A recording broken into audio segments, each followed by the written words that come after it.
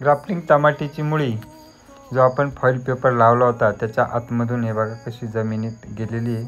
तर ती 20व्या दिवसानंतर या मुळ्या शोधून या कट करून घ्यायच्या आहेत.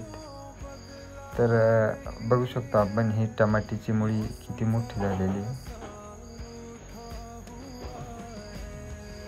त्याकरता असा पेपर काढून त्याच्यातल्या ज्या टमाट्याच्या मुळ्या आहेत त्या जमिनीला टेकलेल्या आहेत का त्या शोधून घ्यायचे. एका बारीक बारीक मुळ्या पेपरच्या आतमधून फॉईल पेपरच्या आतमधून जमिनीमध्ये घुसलेल्या आहेत आणि त्यानंतर मग त्याला आपण सुतळीने बांधून एक व्यवस्थित आधार देणार आहोत.